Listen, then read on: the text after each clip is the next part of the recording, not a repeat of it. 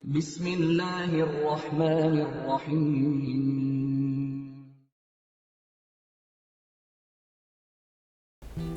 Assalamu alaikum wa rahmatullahi wa barakatuh. We hope you're enjoying our programs. Since last Ramadan, with the help of Allah, the Islamic Education Trust and its supporters have, through the IET Media Productions, produced, aired and shared hundreds of high-quality videos on enlightenment about Islam to the Muslim community and the world at large. We have, alhamdulillah, been able to air topics to do with self-improvement, purification of the heart, spiritual growth, ethics, morality, family, parenting, marriage, child upbringing, issues surrounding self-improvement, financial literacy, better self-management, Islamic jurisprudence, and responses to common questions asked about Islam by Muslims, by non-Muslims, and also responding to Islamophobia and those who have a fear about Islam. For this work to continue and for it to be sustained, we need your support. If it is to become a sadaqatun jariyah, we would need all you can do to help us ensure that this good work continues to benefit humanity. As Allah says in the Quran, in tansurullah yansurukum wa yuthabbit aqdamakum. If you help Allah, Allah will help you and He will make firm your steps. إن تنصروا الله ينصركم ويثبت أقدامكم. Assalamu alaikum wa rahmatullahi wa barakatuh. You are all welcome from the break. Before the break, we were discussing about virtues of being a leader. And alhamdulillah, our Sheikh was able to touch on some main points. But Sheikh, do you have other things to say on that particular topic? Yes, a few more points. Jazakumullahu khairan. The Prophet sallallahu alaihi wasallam, I think he said something, Yes, sir. which also make us know that this is a virtuous act. The Prophet sallallahu alaihi wasallam said, "Al-Imamu daminun wal mu'adhin mu'taman."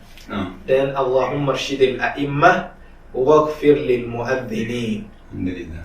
I think that last point is what concerns us. Even though the Prophet ﷺ is talking about the imama, the leadership in prayer here, but it's, as we said before, it's a virtuous act from the even previous hadith we mentioned that, oh Allah, guide the leaders, guide the imams, waghfir lil mu'adhinin, and forgive those who make adhan. So this also we can derive from this, that somebody or a position that the Prophet ﷺ is praying for, whoever is in that position, tells that it's a virtuous act, that, oh Allah, guide the imams and go forgive the mu'adhins. I think this is just the little points. Thank you very much, Sheikh. This has bring us to the end of the topic, virtues of being a leader. And inshallah, we'd like to ask our Sheikh again to explain or to tell us about what is a good leadership. Alhamdulillah. This, I think from the previous explanation, we could derive some things, I think, for this. But I can simply say that good leadership leads to success. If you have good leadership, I think all of you will succeed. It leads to success. Good leadership leads to what? Unity also. Because as we said, if there is no leader, whether at family level, the family level or society, or even in a school, in a society, organization, even in Islamia, no leader, there is no unity. Everybody is just everybody doing his own thing, the way they like, and of course they are fighting, and there is hatred, there is animosity. Nobody intervenes. So, but where there is a good leadership, and if there is bad leadership also, the situation also may be worse also sometimes. Is the one even causing trouble between this and that. But good leadership leads to unity. And you see everything peaceful, they are okay with one another.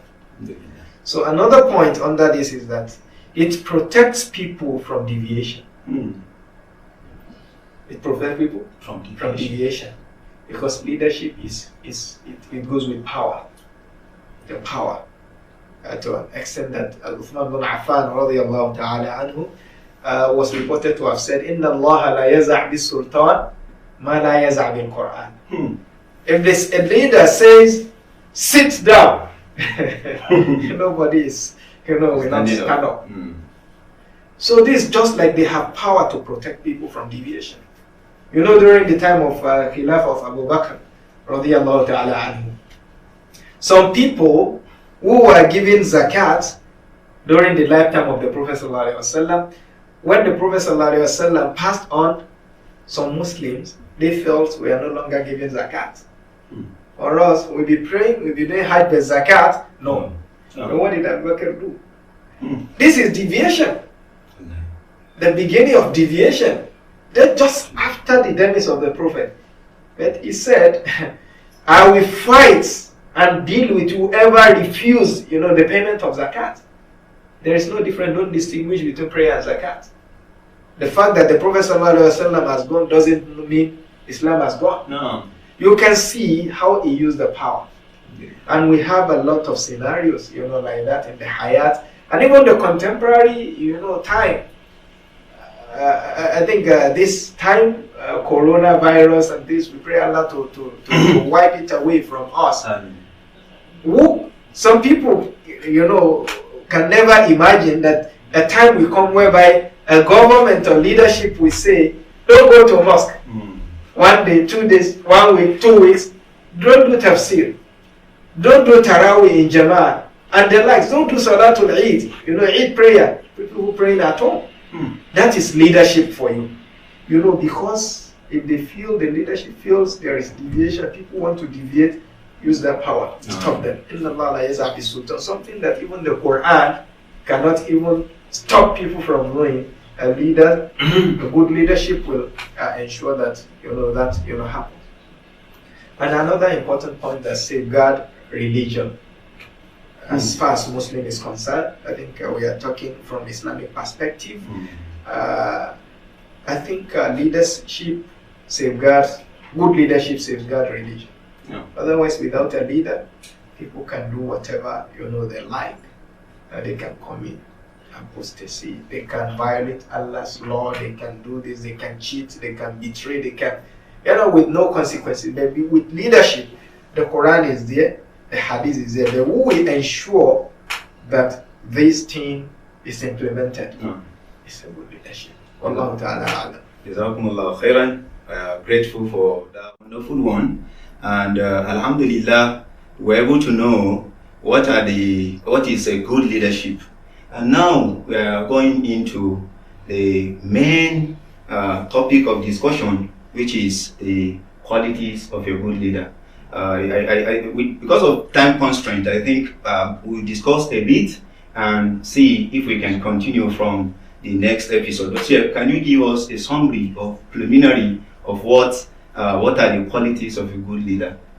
Alhamdulillah. One thing about Quran and Sunnah of the Prophet ﷺ is that they are not like literatures or novels where I think one will expect them to itemize characteristics of good leader or qualities of good leader is this, number 1 and 2 and 3. That is not there. But I think you can derive through readings, can derive from some verses, from some ahadith, from some sayings that this is a good quality, and even common sense also will tell you. Yes. That's why most of the qualities we will be discussing, you can see that nobody will disagree, even whether Muslim or non-Muslim, as to whether they are real quality or not. But there is a verse, if I may quote that one, that shows a few some of these qualities. Allah subhanahu wa ta'ala says in Quran 3, that is Surah Ali Imran, verse 159, فَبِمَا رَحْمَةٍ مِّنَ اللَّهِ لِنْتَ لَهُمْ وَلَوْ كُنْتَ فَضًّا غليظ القلب لانفضوا من حولك فاعف عنهم واستغفر لهم وشاورهم في الأمر فإذا عزمت فتوكل على الله إن الله يحب المتوكلين. MashaAllah. So this verse is, it encompasses or it contains some qualities of a good leader. Allah says it was by mercy of Allah that you, the prophets, were lenient with them. Leniency. We're coming back to that. So it's a quality. For if you had been stern and hard to them, they would have dispersed from around you. If you were to be like somebody so hard, difficult to approach, they would have scattered, dispersed. Then Allah says, so forgive them and seek mercy for them. Forgiveness. And pardon them. فَإِذَا عَزَمْتَ فَتَوَكَّلَ عَلَى اللَّهِ فَشَاوِرْهُمْ فِي الْأَمْرِ جَزَاكَ اللَّهُ خَيْرًا. Then consult them in matters. So consultation is also another good character of a leader. A leader is not, that's what I want, without consulting people. Yeah, being a leader doesn't mean that you are alpha and omega, you know everything. No, you don't know everything. You need to consult. The Prophet ﷺ consulted companions on a number of issues. So this is also a quality. So to the end, to the last, فَوَإِذَا عَزَمْتَ فَتَوَكَّلَ عَلَى اللَّهِ. So in the conduct of affairs, and when you have resolved on an issue, then put your trust in Allah. Sometimes a leader, like you just feel this is the best way to go about this one.